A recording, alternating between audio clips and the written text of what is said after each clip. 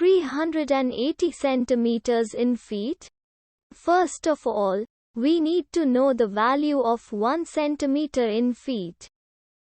It's always 1 centimeter equals 0.03280839895 feet. Now we have to multiply 0.03280839895 by 380. Therefore, 380 centimeters times 0.03280839895 feet equals 12.46719160 feet.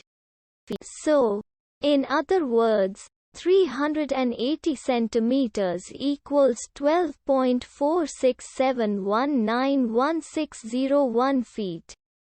We hope you have enjoyed this video. Please like and subscribe to our channel for more videos like this.